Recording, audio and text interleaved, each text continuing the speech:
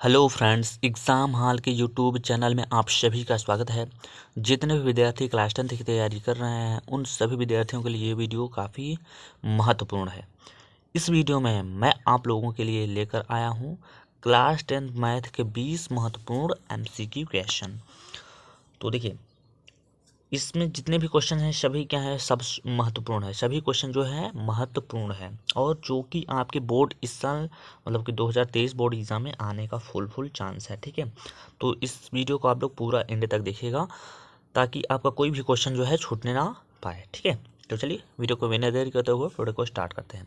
तो जैसा कि आप लोग यहाँ पर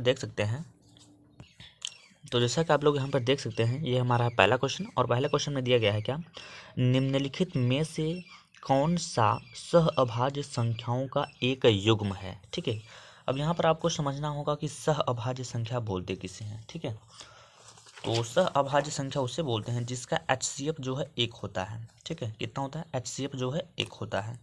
HCF का मतलब समझिए यहाँ पर, जैसे कि मान लीजिए यहाँ पर 14 और 35 है, तो इसका हमें HCF निकालना होगा। तो हम क्या करते हैं, 14 से भाग देंगे यहाँ पर। ठीक है, यहाँ पर 14 जो है 14 और ये 35 का हमें निकालना है HCF। ठीक है, 14 और 35 का, तो ये देखिए 1 से कटता है, 2 से कटता है, उसके बाद कटेगा 7 से कटेगा और 14 से कट जाएगा। और ये 35 किससे कटेगा, 1 से कटेगा। 1 के अलावा कटेगा कितने से, 3 से नहीं कटेगा, 5 से कटे जाएगा और ये 7 से भी कटता है। तो यहाँ पे देखिए 1 भी मिल रहा है और ये 7 भी मिल रहा है।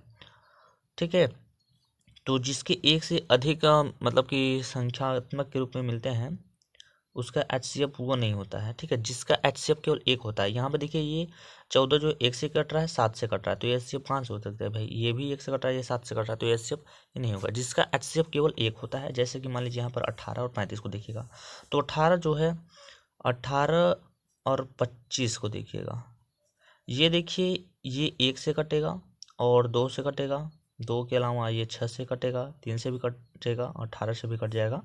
और ये 25 जो है 1 से कटेगा और ये कटेगा 5 से कटेगा और किससे कटेगा, 25 से कटेगा।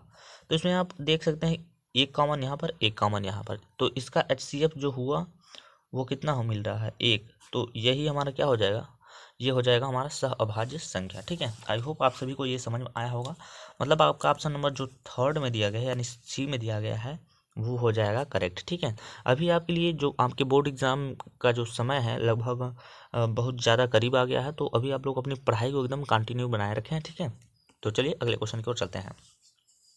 तो अगला क्वेश्चन हमारा क्वेश्चन नंबर दूसरा क्या बोल रहा है, किसी पूर्णांक क्यों के लिए प्रत्येक विषम पूर्णांक निम्नलिखित का रूप होता है।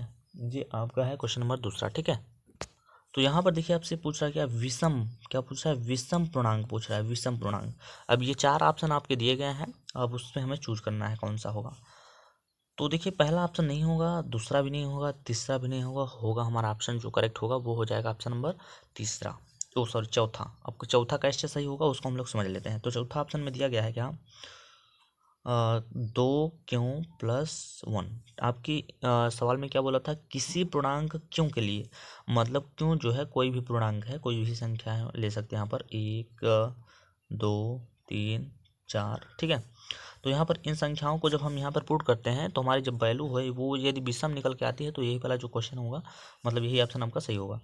तो यहाँ पर 2 के स्थान पे मान लीजिए हम 1 रखते हैं, तो यहाँ पर हो जाएगा 2 एकम 2 और प्लस सॉरी 2 एकम 2 प्लस 1, तो 2 और 1 जोड़ेंगे तो हो जाएगा 3। ये क्या है, ये एक है विषम संख्या। कैसा है, विषम संख्या है। ठीक है, मान लीजिए यहाँ पर हम 2 रख के चेक करते हैं, तो मान लीजिए 2 इंटू क्यों के स्थान पे हम 2 रख देते हैं और प्लस में 1 हो जाएगा, 2 दूना कितना हो जाएगा, 4 हो जाएगा, प्लस में 1 तो ये हो जाएगा कितना, 5। ये भी क्या है, एक विषम संख्या है।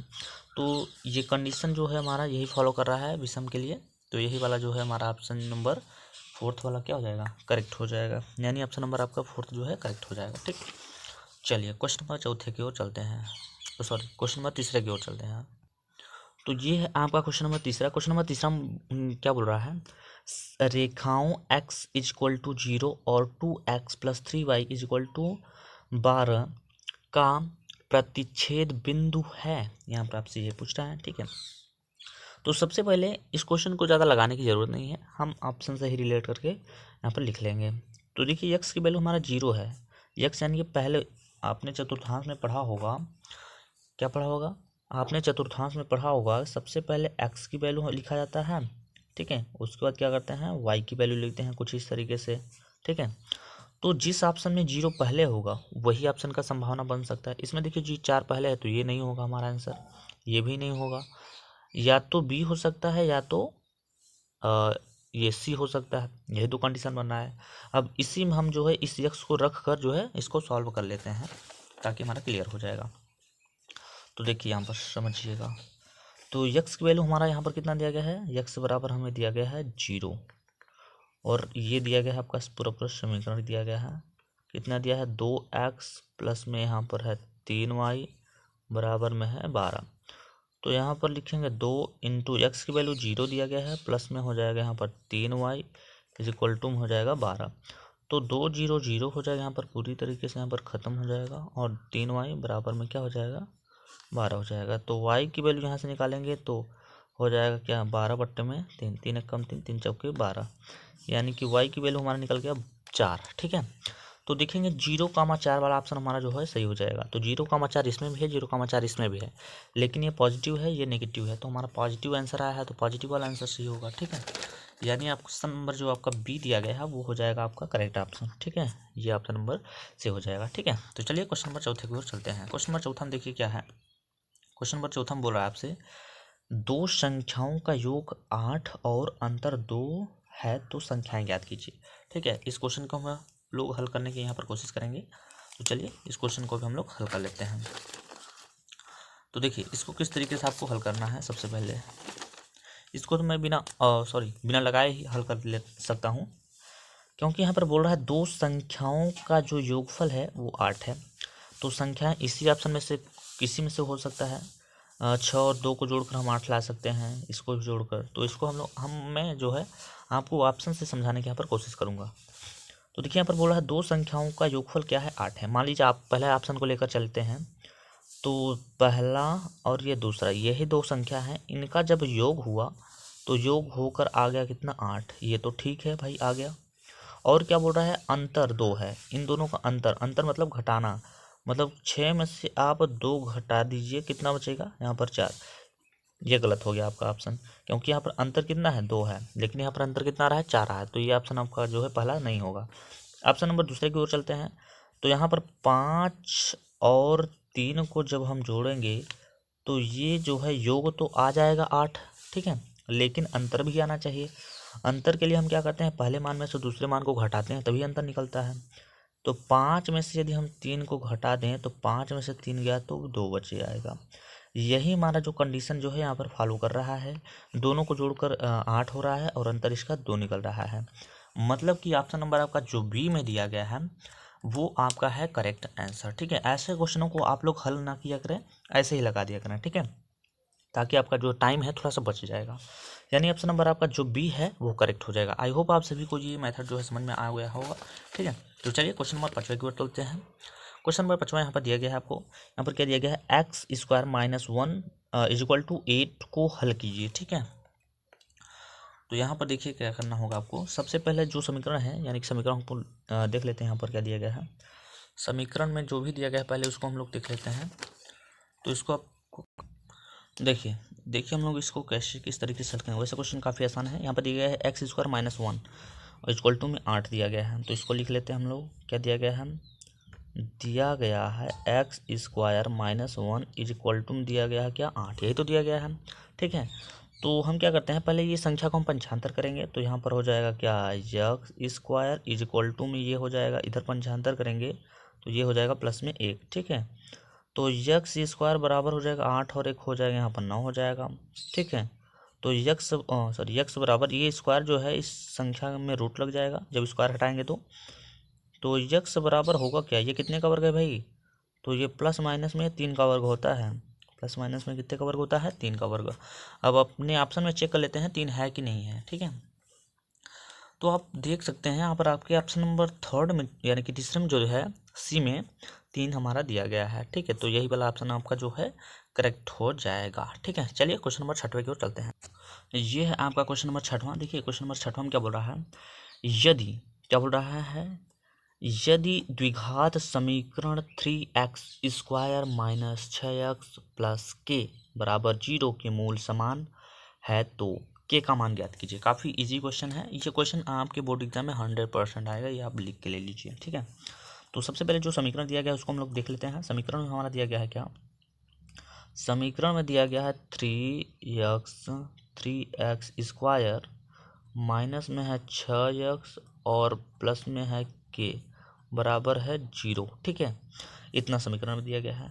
तो हम इतना दिया है तो इससे हम क्या करेंगे, लिखेंगे क्या, ax² प्लस प्लस bx हो जाएगा, इसका नहीं, प्लस c बराबर 0 से तुलना करने पर, जब तुलना करेंगे तो ये x कैंसिल हो जाएगा x² से, तो यहाँ पर a की वैल्यू हमारा निकल जाएगा कितना, 3 निकल जाएगा, x से x कैंसिल हो जाएगा, b की वैल्यू कितना निकल गया, -6। ठीक है, और c का वैल्यू यहाँ पर k हमारा निकल गया, c बराबर हो जाएगा k। ठीक है, ये इतना हो गया। उसके बाद सवाल में पूछ रहा है मूल समान होंगे। देखिए जब मूल समान होता है, जब कहीं भी सवाल में मिले जब मूल समान है, तो वहाँ पर आपका d का मान जो होगा वो हो जाएगा 0, यानी कि 0 हो जाएगा। तब फार्मूला आपका विभक्तिकर का आप सभी लोग जानते होंगे, विभक्तिकर का फार्मूला क्या होता है, d बराबर b² माइनस 4ac, ये आपका फार्मूला होता है, जिसमें से d की वैल्यू हमें दिया है यहाँ पर 0, तो यहाँ पर रखेंगे 0। b की वैल्यू कितना दिया गया है, तो b की वैल्यू है -6, तो -6 का यहाँ पर क्या करेंगे, वर्क करेंगे, माइनस में है 4 इंटू a की वैल्यू यहाँ पर दिया गया है 3 इंटू c की वैल्यू यहाँ पर दिया गया है k। ठीक है, उसके बाद क्या करना होगा, 0 बराबर ये हो जाएगा, 6 का वर्ग करेंगे 36 हो जाएगा, माइनस 4 यहाँ कितना हो जाएगा, 12 के हो जाएगा, 12 के को 75 करेंगे इधर, तो ये हो जाएगा प्लस में 12 के बराबर में हो जाएगा 36, 12 से काटेंगे 12 यहाँ 36। ठीक है, यानी के का वैल्यू जो निकल के आया है वो कितना निकल के आया है, 3 निकल के आया है। ठीक है, तो अब चेक कर लेते हैं आपके ऑप्शन नंबर में दिया गया है कि नहीं। तो आप यहाँ पे देख सकते हैं, आपके ऑप्शन नंबर फर्स्ट यानी कि ए में दिया गया हमारा 3, तो यही वाला ऑप्शन जो है आपका करेक्ट हो जाएगा। ठीक है, चलिए क्वेश्चन नंबर 7 को देखते हैं। क्वेश्चन नंबर 7 भी काफ़ी इजी है, आप इसे आराम से देख कर लगा सकते हैं। क्वेश्चन नंबर 7 में क्या बोल रहा है, क्वेश्चन नंबर 7 में बोल रहा है समीकरण x² माइनस x-1 बराबर 0 का विभक्तिकर है। यानी कि यहाँ पर जो समीकरण दिया गया सबसे पहले इसको आप नोट कर लीजिए, उसके बाद x² माइनस में x और माइनस में 1 बराबर 0 विभक्तिकर पूछ रहा है। ठीक है, तो आपको यहाँ पर लिखना होगा क्या, ax² प्लस bx और प्लस c बराबर 0 से तुलना करेंगे तो x² कैंसिल हो जाएगा, यहाँ पर हो जाएगा कितना 1, क्योंकि हर संख्या के गुणांक में 1 होता है। ठीक है, और ये ये x कैंसिल, यहाँ पर b का मान जो है निकल के आएगा कितना, -1, और c की वैल्यू हमारा यहाँ पर दिया गया है कितना, -1 दिया ही है, तो हो जाएगा इतना। ठीक है, तो विभक्तिकर का फार्मूला हम लगाएंगे d बराबर b² माइनस 4ac। ठीक, तो d बराबर b का मान कितना दिया गया है, -1, तो माइनस में यहाँ पर कर देंगे 1 का वर्ग। ठीक है, उसके बाद यहाँ पर माइनस हो जाएगा यार। ठीक, प्लस माइनस में क्या हो, 4 इंटू ए की वैल्यू है कितना 1 इंटू सी की वैल्यू कितना है -1। ठीक, तो इसका वर्क करेंगे तो हो जाएगा 1, ये माइनस मिलकर हो जाएगा प्लस, और 4 एक कम कितना हो जाएगा, 4 एक कम हो जाएगा 4, तो 4 और 1 जोड़ने पर हो जाएगा 5। ठीक है, 4 और 1 जोड़ने पर हो जाएगा आपका 5 हो जाएगा। अब आपके ऑप्शन में चेक कर लेते हैं कि ऑप्शन नंबर 5 में दिया गया है कि नहीं। 5 जो आया है वो प्लस में आया है, तो प्लस वाला ऑप्शन सही होगा, यानी ऑप्शन नंबर आपका जो 4th में दिया गया है, डी वाला दिया है, वही करेक्ट हो जाएगा। ठीक है, चलिए क्वेश्चन नंबर 8वें को देखिएगा ध्यान से। क्वेश्चन नंबर 8वां को देखिएगा ध्यान से। यहाँ पर पूछ रहा है 2 समरूप त्रिभुजों की भुजाएं 4:9 के अनुपात में है, इन त्रिभुजों के क्षेत्रफलों का अनुपात ज्ञात कीजिए। ठीक है, जब भी आपको इस तरीके का क्वेश्चन दिया है, तो समरूप त्रिभुज दिया हो और उसका अनुपात में मान दिया है, और उसके त्रिभुज का क्षेत्रफल का अनुपात पूछ रहा हो, तो आप क्या करिएगा, इन जो संख्याएं हैं इन्हीं का कर दीजिएगा वर्ग, यानी कि 4 का वर्ग अनुपाते 9 का वर्ग, तो 4 का वर्ग हो जाएगा कितना 16 अनुपात 9 का वर्ग कितना हो जाएगा 81 हो जाएगा। यानी ऑप्शन नंबर आपका जो डी दिया है वो आपका करेक्ट हो जाएगा। ठीक है, जो ऑप्शन नंबर आपका डी दिया है वो करेक्ट हो जाएगा। ठीक, चलिए क्वेश्चन नंबर 9 को देखिएगा। क्वेश्चन नंबर 9 को देखिएगा भाई।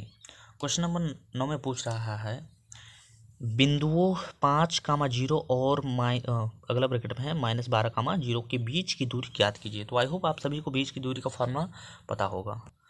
तो बीच की दूरी के लिए एक फार्मूला यहाँ पर दिया गया है, आप सभी लोग को पता होना चाहिए बीच की दूरी का फार्मूला क्या होता है। तो बीच की दूरी जब भी हम निकालते हैं तो मान लीजिए लिख दीजिए यहाँ पर दूरी बराबर में रूट में होता है, क्या फार्मूला होता है, रूट में होता है x2 माइनस x1 का होल स्क्वायर, प्लस में होता है क्या y2 माइनस y1 का होल स्क्वायर। ये होता है आपका दूरी का फार्मूला।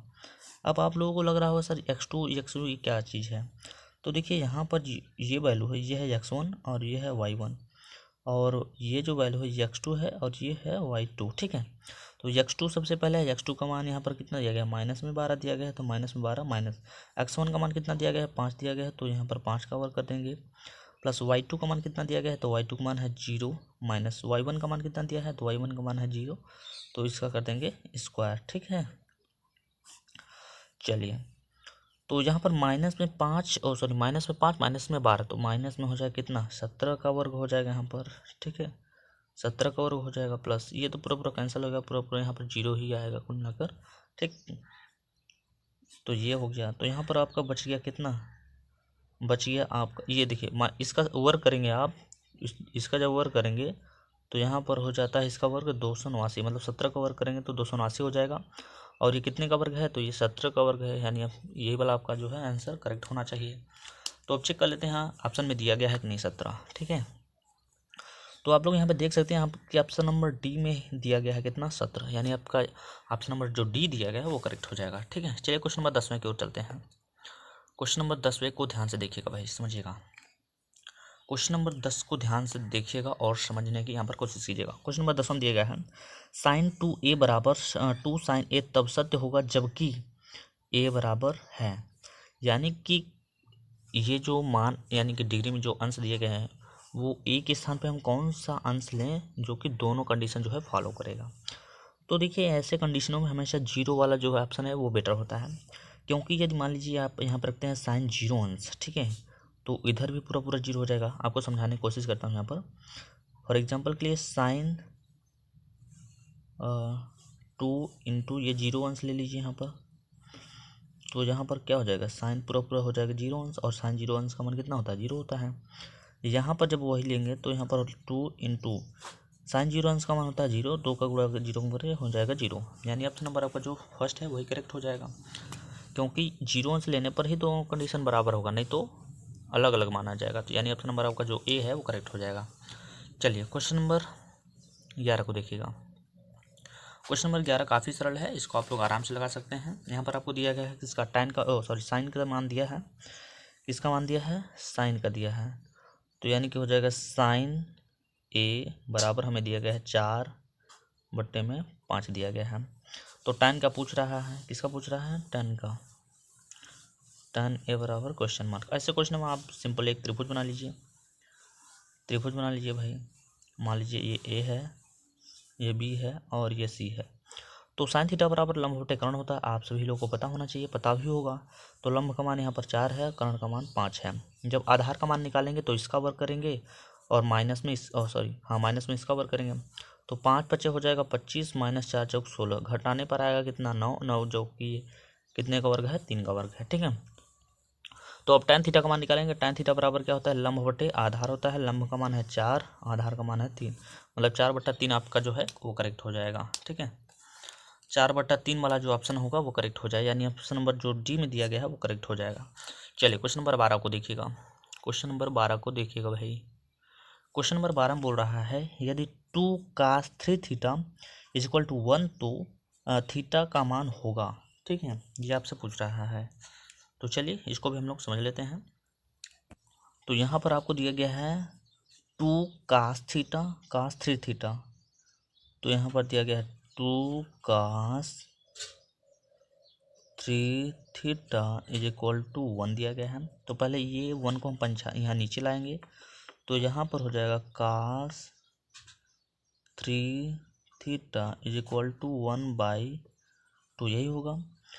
तो अगले स्टेप पे क्या करेंगे, अगले स्टेप पे हमें करना होगा, अगले स्टेप पे करना होगा cos 3 theta is equal to, ये कास के किस अंश का मान है, तो ये जो कास की ये 60 डिग्री का वैल्यू है, तो यहाँ पर लिखेंगे हम कास के 60 डिग्री, क्योंकि 1/2 कास के 60 डिग्री का होता है, और यहाँ पर कास से कास आपका जो है कैंसिल हो जाएगा। तो यहाँ पर बचेगा क्या, थीटा बराबर में हो जाएगा क्या 60 डिग्री इक्वल टू हो जाएगा। अब क्या करेंगे, थीटा का मान निकालने के लिए हमें 3 को यहाँ पर बटन भेजना होगा, तो 60 डिग्री अपान में क्या हो जाएगा, 3 हो जाएगा। तो यानी थीटा बराबर ये कट जाएगा कितनी बार में, 20 बार में कट जाएगा, 3 दूना 6 हो जाएगा। तो यानी थीटा का वैल्यू कितना निकल के आया है, 20 डिग्री निकल के आया है। अब यहाँ पर देख सकते हैं आपसे कि ऑप्शन नंबर जो डी में दिया गया है वो 20 डिग्री यहाँ पर दिया गया है, यानी यही ऑप्शन जो है करेक्ट हो जाएगा। ठीक, चलिए क्वेश्चन नंबर 13 को देखिएगा। क्वेश्चन नंबर 13 को देखिएगा भाई। क्वेश्चन नंबर 13 में क्या पूछ रहा है, sine square theta plus cos square theta is equal to question mark दिया गया है। तो sine square theta plus cos square theta बराबर क्या होता है, यही आपसे पूछ रहा है। तो आई होप आप सभी को पता होगा, sine square theta plus cos square theta बराबर 1 होता है। अब ये कैसे, यदि पूछा जाए ये कैसे होता है, तो आप इजीली बता सकते हैं कैसे होता है, क्योंकि आप सभी लोग जानते होंगे sine square theta plus cos square theta is equal to 1 होता है, आपको पता है भाई। यदि आपको नहीं बता तो मैं बताता हूँ किस तरीके से। ठीक, इसमें देखिए मान लीजिए यहाँ पर अभी एक को न मानिए, इसमें से मान लीजिए इस वैल्यू को हम बदलते हैं 1 माइनस कास स्क्वायर थीटा में। आप सभी लोग जानते होंगे साइन स्क्वायर थीटा को 1 माइनस साइन स्क्वायर थीटा लिखा जाता है। ठीक है, और प्लस में कास स्क्वायर थीटा, ये माइनस में कास स्क्वायर थीटा, प्लस में कास स्क्वायर थीटा, तो बच के आ गया क्या, एक ही तो आया। ठीक है, आई होप आप सभी को ये समझ में आ गया होगा। ठीक है, तो चलिए क्वेश्चन नंबर 14 की ओर चलते हैं। यहाँ पर एक क्वेश्चन आपको दिया गया है, क्या दिया गया है, एक घोड़ा 14 मीटर लंबी रस्सी द्वारा बंधी रस्सी द्वारा खूंटी से बंधा है, बताइए वह कितने क्षेत्रफल की घास चर सकता है। तो ये 14 आपका जो दिया गया है, ये आपका दिया गया रेडियस की वैल्यू, यानी कि आर का मान दिया गया है 14। ठीक है, 14 मीटर में दिया गया है, 14 वर्ग मीटर में दिया है। और आपसे पूछा है क्या, क्षेत्रफल यानी कि वर्ग का, वृत्त का क्षेत्रफल पूछ रहा है, क्योंकि कोई भी मान लीजिए यहाँ पर जो घोड़ा है बंधा है खूंटा से, तो उसकी रस्सी ऐसे ही बंधेगी, और उसका यही पूछा जा रहा है कि वो कितने वर्ग का क्षेत्रफल जो है घास पूरा चर सकता है, यानी वृत्त का क्षेत्रफल पूछ रहा है। तो आप सभी लोग को पता होना चाहिए कि वृत्त का क्षेत्रफल का फार्मूला क्या होता है। तो वृत्त का क्षेत्रफल का जो फार्मूला होता है वो होता है पाई आर स्क्वायर होता है फार्मूला वृत्त का क्षेत्रफल का, जिसमें से पाई की वैल्यू 22 बटा होता है 7 इंटू आर की वैल्यू हमें दिया गया है 14। तो यहाँ पर हम लिख सकते हैं 14 इंटू 14, 7 से काटेंगे 7 दूना 14 हो जाएगा। ठीक है, 22 दूना हो जाएगा 44, 44 का जब हम 4 में मल्टीप्लाई करेंगे तो आ जाएगा कितना, 616 आ जाएगा। ठीक है, यानी आपका जो ऑप्शन नंबर फर्स्ट में दिया गया है वो करेक्ट हो जाएगा। ठीक, ऑप्शन नंबर का जो फर्स्ट है वो करेक्ट हो जाएगा। ठीक है, चलिए क्वेश्चन नंबर 15 को देखिएगा। क्वेश्चन नंबर 15 में क्या बोल रहा है, एक वृत्त का क्षेत्रफल 154 वर्ग सेंटीमीटर है, उसकी त्रिज्या क्या होगी। ठीक है, तो ये भी क्वेश्चन काफ़ी इजी है, इसको भी यहाँ पे लगाने की हम लोग कोशिश करते हैं।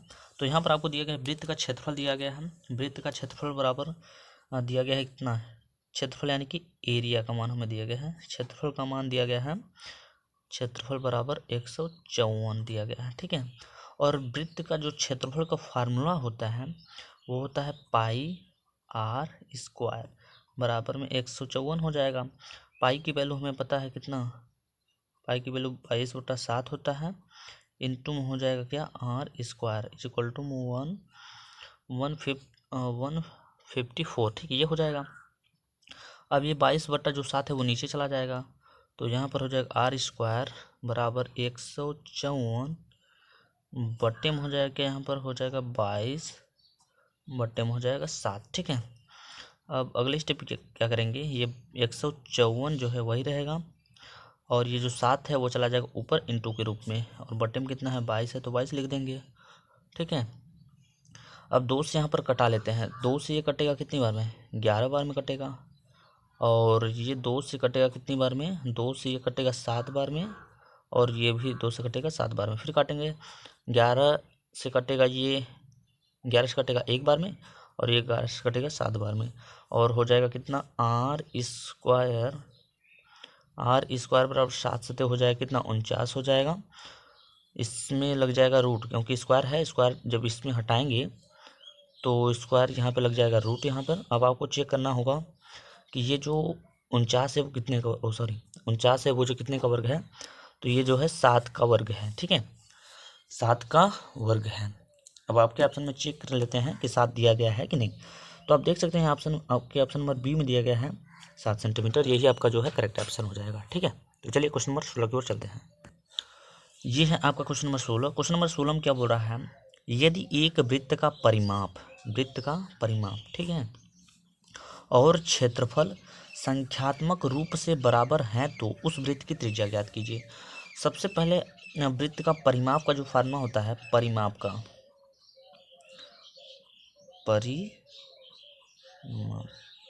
तो वृत्त का जो परिमाप का फार्मूला होता है वो होता है 2πr, और उसका क्षेत्रफल का फार्मूला होता है कितना, वो होता है कितना πr² होता है। अब यहाँ पर क्या पूछ रहा है, संख्यात्मक रूप से बराबर हैं, यानी कि जो परिमाप है वो क्षेत्रफल क्या बराबर है, तो यानी कि 2πr = πr²।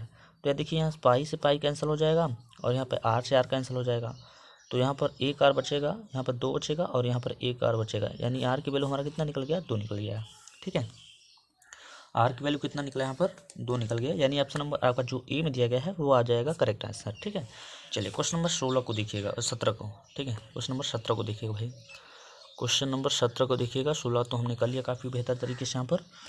यहाँ पर बोल रहा है आर त्रिज्या वाले वृत्त का क्षेत्रफल का सूत्र है। तो आप सभी लोगों को पता होगा, आप सभी लोगों को पता होगा कि वृत्त का जो है क्षेत्रफल का फार्मूला क्या होता है।